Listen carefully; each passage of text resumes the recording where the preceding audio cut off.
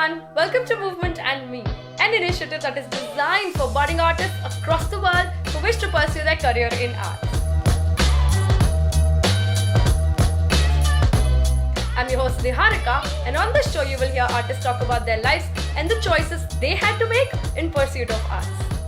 We will also get to use some tips and key learnings from the lives of these artists, along with a detailed discussion on their areas of interest. So quickly hop onto a journey into the world of arts along with us.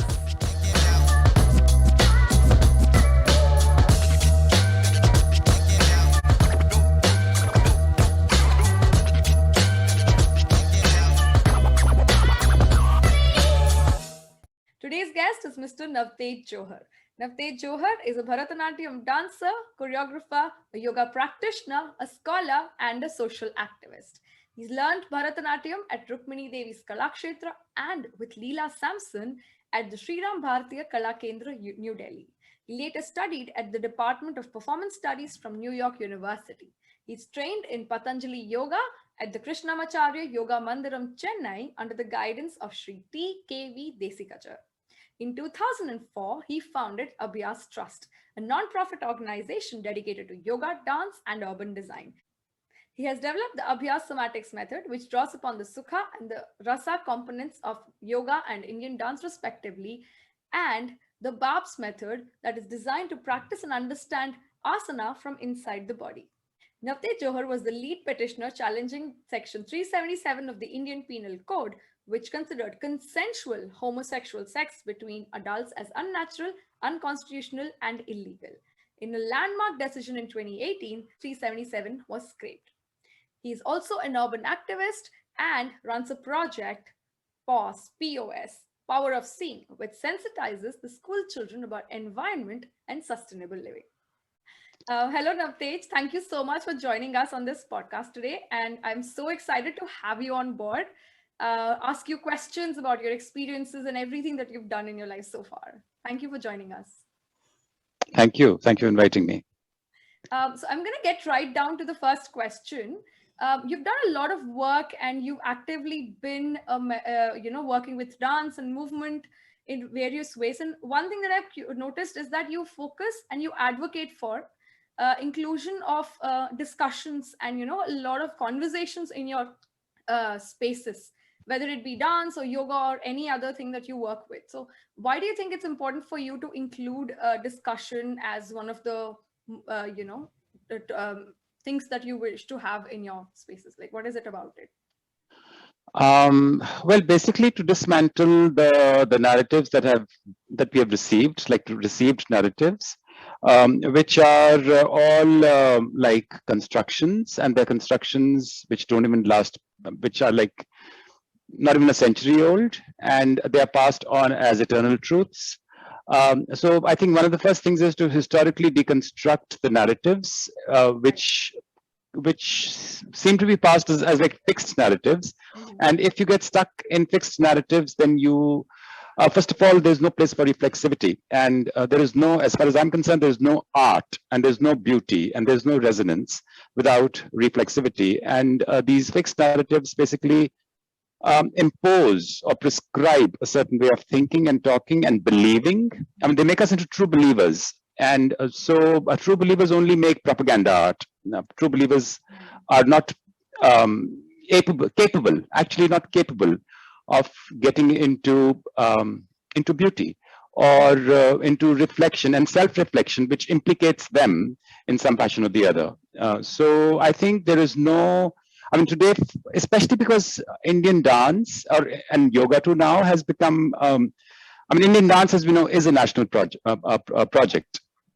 Right. So to kind of extricate it from that project and make it an art again, because it's not, we need to critique it, historically critique it, and philosophically critique it, and aesthetically critique it. So that's why I think it is integral to put critique and conversations in the heart of Indian dance pedagogy. You very interestingly pointed out that, critiquing and reflexivity go hand in hand, that there's something about the combination of the two that, brings out art in the sense, that it can be appreciated and really celebrated in the way that it is. Thank you so much for pointing that out. You also closely work with yoga. You work with yoga and you mix, you bring yoga and dance together, and you constantly work with the combination. So, why do you feel that there needs to be a relationship between the two, and how did you come up with it? Well, I think I was very fortunate to have started my dance training and yoga training with the same amount, with the same degree of seriousness within the same week of my life. Like I went to Madras, I joined Kalakshetra, and within the same week, I also joined the Krishnamacharya Yoga Mandiram. And both my practices started like literally parallelly. And in the beginning, people would say, "Oh, you're so lucky that you're doing dance and yoga together because they are so complementary." And I would say, I would feel inside my body that they're not just they're not complementary. They're like poles apart. They're like Right. because dance was very projective, as the way I could see it then, or the way it was taught, and yoga was very reflexive. And yoga made me feel at home on day one. Yoga made me feel that my body was my home on day one.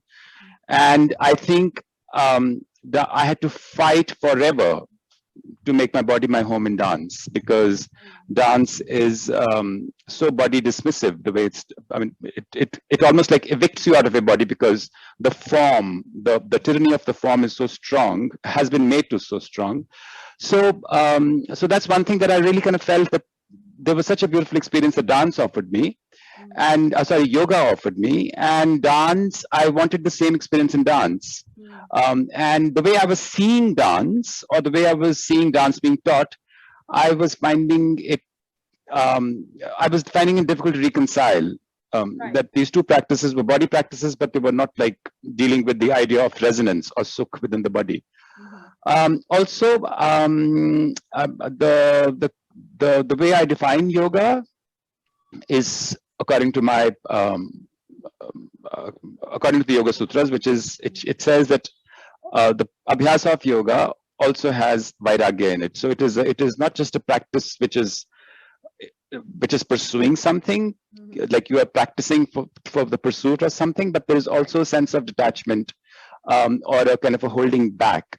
And I've so that and that's what I wanted to also incorporate into my dance practice. I wanted some space to hold back, to think, to look, to reflect, to suspect, to question, to challenge, to have misgivings, all those to question. All those spaces, all those things are allowed in that gap between pushing forward and holding back, because that yoga allowed me, ample opportunity. And it took me a long time to kind of find that in dance, and I had to kind of be a little assertive about it. So it's a page out of the Yoga Sutras that I've taken and tried to incorporate it into my dance practice. The dance practice, because it's a national project, it has to be ambitious. It has to be projective. It's only like flat out projection. This is the written script, and it can't deviate from the script. And the script is very moral and very, very strict, and very tight, and there's no room for reflection, leave alone suspicion. So I feel that to me, both dance and yoga are for the body, by the body, of the body, and I want them both to be as ease offering to me, and as much autonomy offering to me, as like I want dance to be as autonomy and ease offering to me, and as beauty offering to me as yoga is. Like, it's funny that dance talks about beauty, but the degree of beauty that I received in yoga far exceeded what I found in dance. I found dance to be trite, literally trite, and tinsel thin compared to the beauty that yoga offers me. And I want to bring that same beauty into dance, because dance claims to deal in beauty. So yeah, that's why. That's actually very interesting. So can you talk to us a little bit about how you work with the practice? Because I'm just by listening to you speak about it, and express the fact that you have a lot of you feel very I would say centered, or really relaxed when you are in the yoga space, and you've had to struggle when you were working with dance, right? So how do you currently, if you have to sort of say conduct a workshop, what is the process that you would take a person through in order for them to also feel centered in their own bodies? Well, first of all, to rely upon the body Mm-hmm. and suspect the idea, because as I always say, there is the body and then there is the idea of the body. And most of the ideas of the bodies that we've received in the last 100 years, or actually forever, are most of these ideas are body dismissive. Because the body, I mean, the ideas are of perfecting the body, correcting the body, moralizing the body, purifying the body, perfecting the body. I mean, everything as though the body in itself is not good enough. It's not only not good enough, it's also irresponsible. Like it's morally irresponsible. That if the body was left to itself, it would, it would be morally responsible. And these are ideas of control, and these are actually very absurd and very bogus ideas. And it allows no room for me to kind of really own up and acknowledge the experiences that my body is offering me, and the experiences that are coming out of my body, because we are conditioned, we have become conditioned to overpower the body. So first of all, and of course it's a long process, I can't talk about it, but the way I've designed my processes are to offer experiences that are immersive, like immersive from day one. Like I said, yoga offered me immersion day one. Right. It took me years to find that sense of immersion. I think it took me at least 10 years, if not 15. I started immersing in dance only when I started making my own choreography. Until I was doing somebody else's work, it was like there was this burden of carrying somebody else's idea upon your body, which didn't leave much room for me. So I want to have that same immersion, and the practice that I've devised offers that immersion day one. And when you begin to really feel that the body is so capable of giving you such immersion and such sukh, I mean, I call myself a sukh activist. Like my practice is first and foremost sukh inducing. Like it's really there's repose, there's release, there's pleasure, there's ease, and when you begin to really feel that the body is so comfort providing, then you begin to kind of have a different relationship with your body. I mean, then you, as opposed to taming the body or beating the body into shape. Right. So first of all, I offer an excess of this experience to begin to value the body, respect the body, love the body, and really appreciate what it's offering, and then build the practice upon it. If there is rigor involved, which it does require, it needs to be built upon a body that knows pleasure and immersion from the inside. Now, not later when it's going to perfect itself. So about the practice, so yoga offers me and offered me actually, as I said from day one, a sense of immersion, of being at home in the body. And like it offered me a giving body. It offered me a comforting body. And to me, that comfort and that sukh is the base of that's my human requirement. And I very strongly believe that there is absolutely no or rasa without sukh. So rasa is not produced out of strife and punishment and perfection and stuff like that, which is the kind of ideas. There is absolutely no rasa till I am in a state of sukh and immersion within the engagement that I'm in. So so my practice begins from day one. I call myself a sukh activist. My practice begins with providing pleasure, ease, comfort, acceptance of the body as it is, and then slowly begin to layer it with anything that's required. It can be, and of course, all of those things are very rigorous. They're very strategic, like technique and methods. But the technique and the method and the strategy are all layered upon a comforted, pleasured, accepted body, as opposed to a body that is kind of dismissed and disenfranchised, so to speak. Wow. As though it'll become a body, a desirable body or an acceptable body only when it is carrying the burden of technique and method and correctness. So this burden of correctness, the correct form, correct message, correct moral, is actually such a bogus idea and such a violent idea. So you can't create beauty and resonance out of violence. And all these ideas, because they are body dismissive and body punishing, they are violent ideas. So I don't believe in them. Some people might. So my practice begins with immersion. Not only immersion, observation of immersion, understanding what the sensory responses of the body are, or how the body is sensorially kind of configured, and then build upon that, because rasa is what? It's sensorial. Absolutely. Yes. So as long as I don't understand sensorial responses of my body, and as I don't quite know how to orchestrate or orchestrate sensorial prompts, I'm not even talking about rasa. So in a very, to cut a long story short, my practice is very, very detailed. It's very, very meticulous. It is sukha inducing. And then upon that sukha, we very carefully layer anything, design, strategy, idea as well, or a concept as well. But everything is built upon a body that is in comfort and in power, actually. Wow. I think you have definitely hooked me up, because as a dancer myself, I have faced this, I would say, conflict within me, trying to figure out what it is that my body really needs and what it is that my form is requiring for me to do.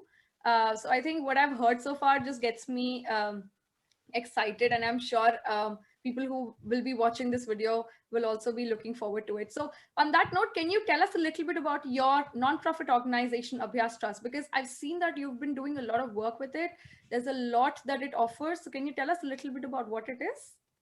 Yeah, sure. So Abhyas comes from Abhyas, as the Yoga Sutras call it. So there's a sutra which I've already mentioned earlier, that it says Abhyasa Vairagyabhyam Tan Nirodha. To achieve the yogic state, we have to do abhyas, we have to practice, but with a sense of reflexive vairagya or detachment, or seeing the practice from one remove, so to speak. So this place is about practice or praxis, but not just like lage raho practice. I'm against that lage raho, practice. It's a practice where there's a lot of seeing involved. How I define yoga, and that applies to dances as well, that yoga is not about doing, yoga is about seeing. Seeing what are the responses, or what are the after effects of what you're doing, and then to become the farmer of those after effects and build upon that. So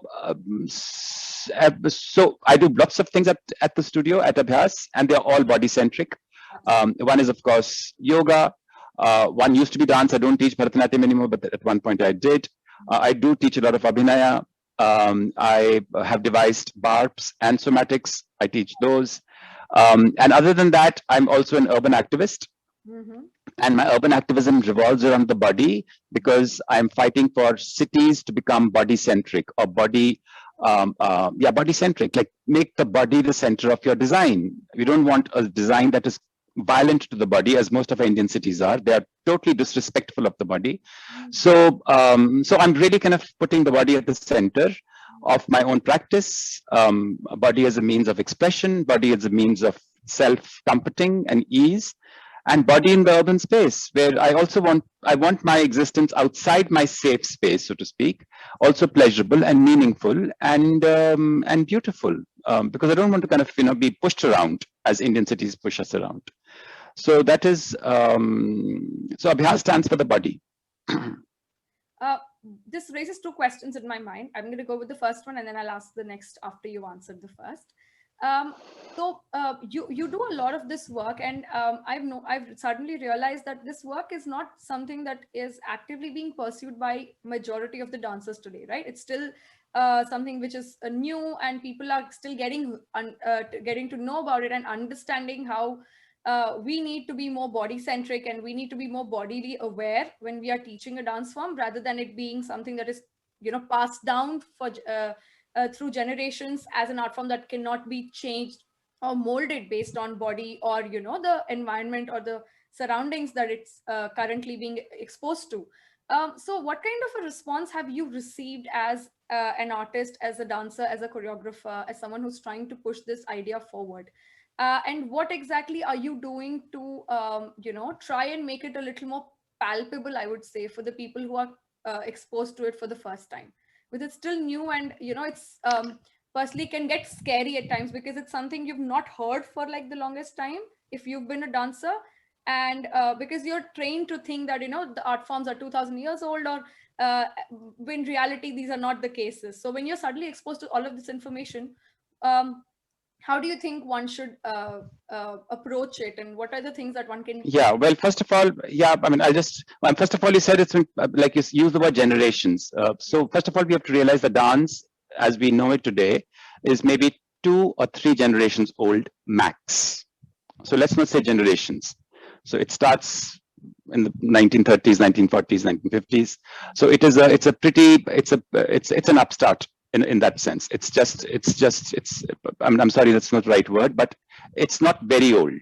At least the way we have defined it.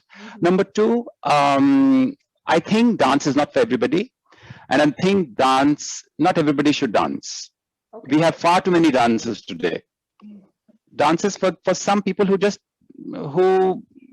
are touched by it. So dance is not a production house where everybody goes and begins to dance.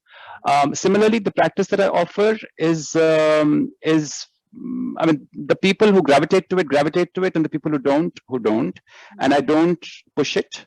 I certainly, I guess, people who come to me, and I will be actually quite uncomfortable with people who come with this idea of what dance is, and without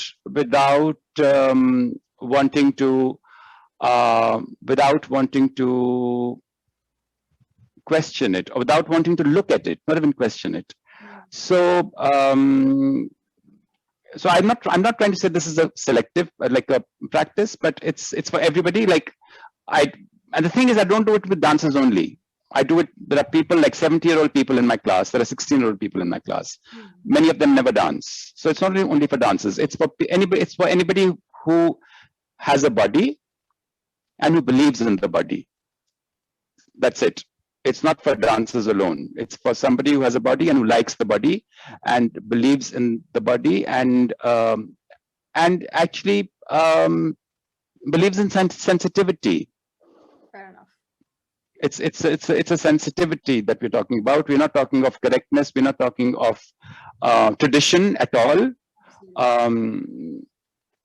So I don't know if I'm answering your question, but everybody is welcome. But not the one. It's not even a question that people who have bought into the idea of dance. Yeah.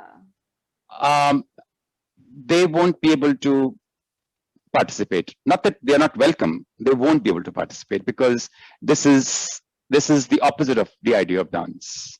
Because the idea of dance is about lage raho munna bhai, karte raho, work, practice makes perfect, work is progress, I mean, all those things. And this is not about that at all. It's a completely different mindset. It's a complete paradigm shift. So it is it's for all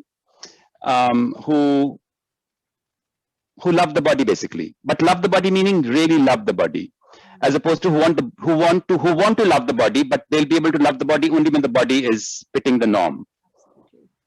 Fair enough. I think that's also an approach that is needed, I believe. But thank you so much for answering the question. My second interesting thing that second bit that I found interesting is the B.A.R.P.S method that you mentioned. Can you talk a little bit about what this is? How did you end up creating this method? And if at all somebody is looking to apply and study the B.A.R.P.S method, what is the process for it? Well, the B.A.R.P.S method is nothing. I mean, it's a name that I've given. It's actually a method to practice asana, and it's not very, very different from the way I've learned asana. It's just that by calling it B.A.R.P.S, I have broken it down. I've broken down the process. So B.A.R.P.S is an acronym for bracing, aligning, rotation of joints, poise, and stretch. because asana is about stretching eventually. But but in order to and to me, asana is something not only to do, but it's getting into a shape through which you can tune into something. It's a tuning into something, and to tune into something, you have to fine tune the body first. So the aligning and the bracing and the rotating of the joints is the tuning in process. It's a physical strategical process as to how do you self-regulatory. It's a self-regulatory practice as opposed to somebody making adjustments and saying aise karo, aise karo. It's nothing of that kind. It's like really honing your own intuition and your own sense of rightness. It is built upon your own sense of rightness that this seems right to me, and that is right enough for me right now. All right. So once you have once the body has become tuned in, then there is the body, and within my body there is a calling. My body has a calling, and to bridge that gap between my body and my calling, I need to poise. I need to position myself. It's a moment. It's a both spatially and temporally. I have to poise, like to kind of look before I leap. It's like the hummingbird has to stop just before it kind of ducks in. So it's that moment of poise, and so a well-tuned body stationed right there at the moment of poise, in order to be able to bridge the gap and become available to the calling available to the calling, because there is a calling, but I have to make myself available to it, and I have to make myself available to it in a very readied fashion, which is the tuned fashion. I have to tune and become available, and then of course the next thing is that I can be carried away. Absolutely. Into the call. So that's the method, and it comes from my practice of yoga with Desikachar sir and with Krishnamacharya. That's the style that I follow, in which the breath is used in a way as the bridge between me and my calling. So it's nothing new in that respect, but it breaks away from the idea of what yoga has become today, which I think there is no calling because it's projective now. Like, this is our tradition and we must uphold it and stuff like that. So yeah, so BARPS is a way to fine tune the body and to make myself available to the calling. And once I've engaged with that calling, which is a reciprocal, when I come to a place where I kind of strike some kind of a correspondence with my calling, then usme to occupy it with a fulsome stretch, like become, like own the space, own the body, spread. Yeah, so that is BARPS. How can one apply for it if it is available? We keep offering classes, and just pick up the phone and call us. Okay, great. So Abhyas Trust. Simple as that. Yeah, the link to Abhyas Trust will be put in the description box, so you can take a look. Go ahead and click and explore. Everything, all the information is available there for you to sort of understand and apply as well. On that note, Navtej, I think we come to the last question of our interview. So before we end, this is a question that I ask all the people who have been in the industry for forever, for whatever number of years they have been. So what is it that you would like to tell the upcoming artists or dancers who wish to pursue this passion of theirs forward? Is there anything that you would like to tell them? Yeah. Well, the first thing is that anything and everything that you believe in, look at it again. Oh, wow. Take a double take. Because, yeah, I think that's anything and everything that you believe in, because we are a culture, we have been made into a culture of true believers. And true believing is, there is no seeing in true believing, because you have to go blind to believe, to hang on to those truths. So just take an inventory of anything and everything that you have kind of bought into, anything that you feel that you've bought into, apply some vairagyam into it. Take a step back. Usko thoda vairag ke saath dekho. See it and see if it has the promise that it is claiming to have. So don't buy into things too easily. We are we are victims of ideas, and many of these ideas are body dismissive and violent. So just be very careful into whatever we buy into. I think that's a very strong message and a very important one, especially when during the times that we are currently living in. It's very important to check and recheck and constantly ask ourselves this question, so that we are at least holding ourselves accountable, if not anybody else. Right. So I think you were saying something. No, that's okay. Yeah. No, I think that's a very strong message. Thank you so much, Navtej, and thank you so much for being part of this podcast and answering so many questions for us. We are so looking forward to everything that you do, and you constantly keep working, and I see that you're doing something or the other, and you also offer Punjabi poetry from time to time. So I think these are very interesting areas of exploration, and I'm although I don't understand Punjabi, I'm trying to find someone who can sort of explain certain things to me. So thank you so much for being part of this podcast. Welcome. Thank you. Yeah. Bye-bye. Bye. Thank you all for tuning into Movement and Me, an initiative that is designed for budding artists across the world. To continue receiving notifications on our latest episode, please subscribe to our YouTube channel Natya Mandalam, or look us up on Apple Podcasts or Spotify for more information. I'm your host Niharika, and I'll see you all next week.